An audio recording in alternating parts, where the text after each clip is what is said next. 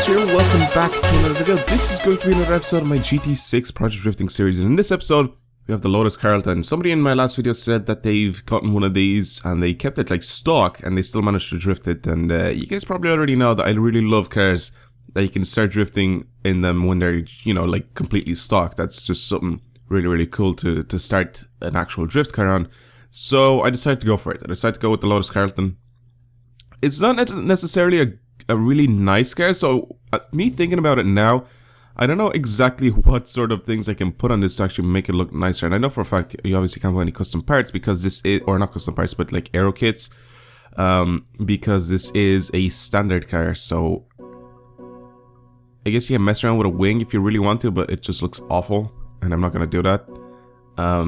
But I guess we can change the wheels, but I'm not entirely sure exactly what we can put on this thing to actually make it look a little bit better.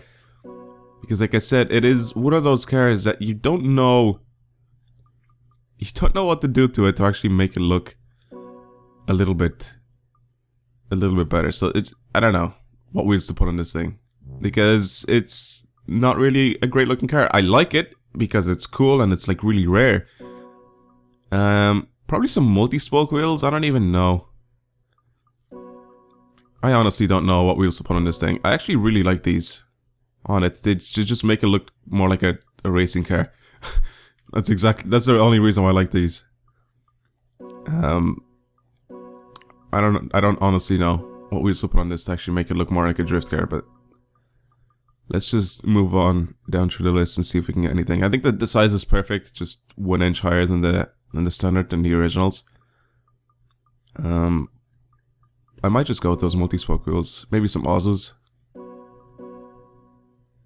Yeah, I could go with some, yeah, I think I might go with these. They look kind of alright. It just makes it look more like a racing car, you know? Alright, the Ultra Leggera it is. Alright, and I'll keep them this color as well. I don't know what color to change the car itself, though. I kind of really like this, like, really dark green color. I don't know, like, I honestly, like I said, I have no idea what to do to this car to make it look better, because it's not, like, a great looking car. But it's cool because it's, like, really rare, so when you see one in real life, you'd be like, oh my god, look, it's a fucking Lotus Carlton. You don't see those every day. Speaking of Lotuses, I ended up seeing a Lotus Esprit yesterday, just driving around.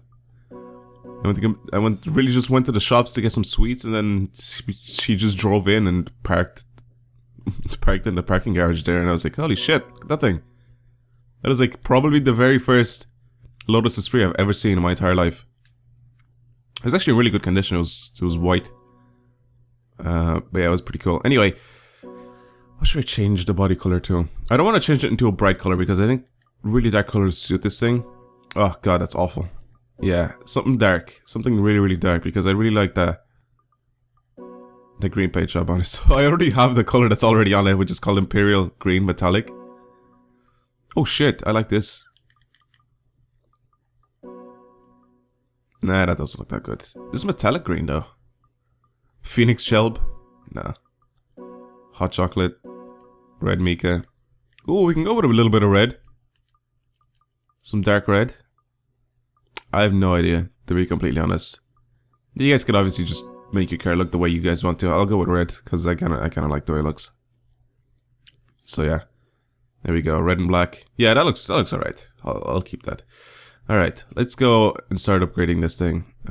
Hopefully we can try to get some tuning done to it really quickly. So, brake calipers, paint wheels. I'm not even going to paint the wheels or the brake calipers, because that don't really make a difference too much. But for now, let's go into the garage.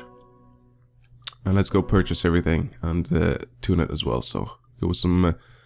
you know what? Let's try make a car a little bit different this time. So let's go with some comfort mediums at least, just so we can have a little bit more grip. Because I've been trying to drift cars to have a little bit more grip, and also I just forgot to do something really quick, which is going to pit service and then changing the oil. Oh wait, did I change the oil? I can't remember if I did or not. My brain's just like dead right now. I have no idea if I changed the oil or not. I think I did. I think I did change the oil. Anyway, let's go back to the garage again. See, this is stuff that I usually cut out of my videos, but since you guys said that you wanted to see sort of like uncut videos, you know, videos that are just you know, me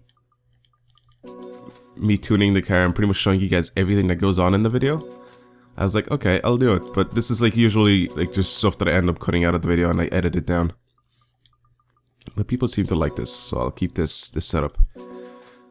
Okay, we'll try with about 509 horsepower. Let's give it the intake as well. I didn't actually think that was going to give it 45 horsepower, but okay. I don't want to have this incredibly powerful, because that's not really my goal for this thing. I just want it to handle really well. Let's also do that because we are going to need very close to 50-50 weight distribution. Also, like I said, I'm trying to go with some comfort mediums this time instead of comfort hard. You guys usually know that I drift on comfort hard tires, so the thing actually makes it really easy to slide around. But my goal for the next few cars that I'm going to be messing around with is I'm going to change my setup so I have a little bit more grip with the tires.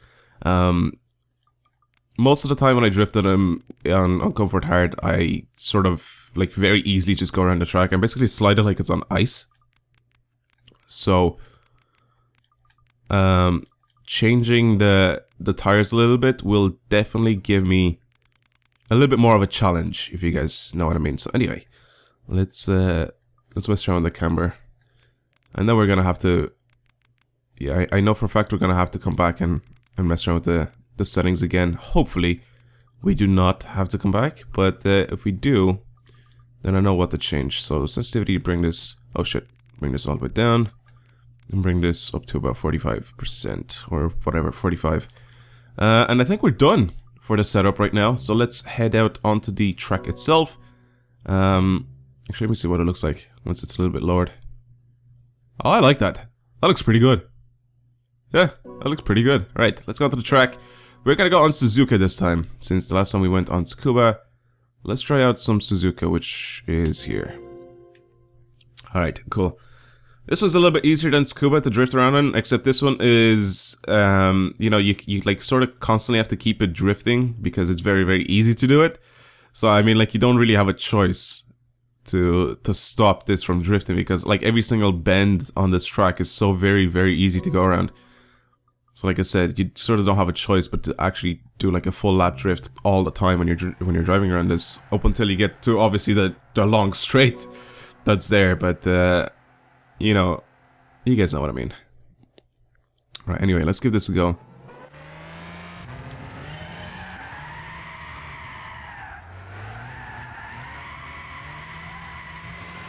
Oh, wow.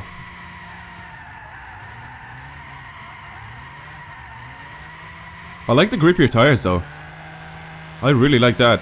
Oh, it definitely has enough power to slide the wheels, even with comfort hard or soft tires or medium. God damn it! So it definitely has enough power to make the wheel slide, even in. Oh yes.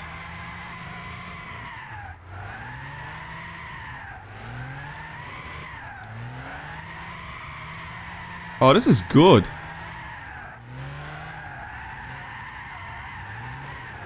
I think if I kept this stock, it would even end up sliding. Also, I love the camber and toe combination that I have at the front right now, because I can sort of get this to some decent angles, and then even once I do that, I can sort of get out of them, if you know what I mean. Like if I go in like way too hard or like a little bit too fast, and I sort of have to slow down, usually what I do is I let the angle go like really big, and then I just end up, you know, fixing it and making it go to the degree that I really like, you know, find capable to go around like a whole corner. So for example, if I go into a corner a little bit too fast, I sort of push the back out even more, so it'll end up slowing down without me having to like press on the brakes or anything, if you guys understand what I mean. So that's the way that I do it.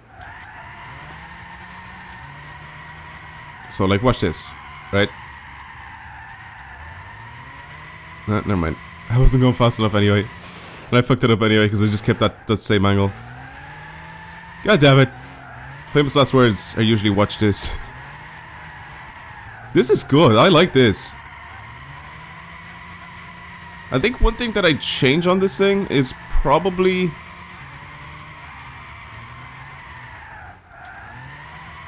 probably the gear ratios, because then you can sort of like drift this whole track in just one gear. Like right now I have to constantly change from 3rd to 4th gear, which isn't that bad to be completely honest, because if you check down at the bottom right, I don't like do it incredibly often, but when I sort of want to get out of the corner, you know, when I want to get out of the corner like really fast, you know, I usually have to do that. So yeah, at least it has a lot of power. It has a decent amount of power for me to be able to like, you know, push the car along and get the back wheels to like start sliding and stuff like that. So it's actually a very good car. I'm happy with even just the little simple setup that I put on it. I know for a fact if I mess around with the setup even more, I can get this to... See that? See the way I just did the bigger angle there without even me telling you guys? That's usually so I can slow down a little bit, because if I would have kept going with the same angle, then I would have went off the track, basically. But this is just all instinctive, you know, when you're driving, like when you've been drifting for a while, you pick up on these certain things, or you just start doing these certain things that you just don't like even realize until you like actually think about it. So that's why I said watch this. I couldn't just tell you watch this, because it's all situational whenever you use these sort of techniques in drifting, especially even in a video game, you know. But in real life, obviously, they're actual techniques. But you know, in a video game, like even then, it's just sort of instinctive after a while. Like it you know, you just end up doing them whenever you need to. So it doesn't just happen whenever you want it to happen. It happens whenever you need it to happen. But anyway, hopefully you guys have enjoyed today's video. I like this thing. So whoever said Lotus Carlton for the next drift build, next Project Drifting episode, thank you. It's a good car. I like it a lot. Alright, thank you guys for watching today's video. If you've enjoyed it, then I guess give it a thumbs up. Also, if you guys want to see any cars, or any cars that you guys want to see in the next Project Drifting episode, leave them down in the comments below. I'll probably choose one of them for the next episode. But thank you guys for watching so far today. Sort of my little change setup with the Comfort medium tires is sort of working pretty well. I have a lot more grip, and I don't know, I'm able to keep the car a little bit more control around the track. If I go with Comfort hard tires, the car just slides around too much, and I'm sort of not used to that anymore since I've started drifting on Forza 5 and Forza Horizon 2 and stuff like that. So yeah, anyway, thank you guys for watching today's video, and I will talk to you guys later. Goodbye.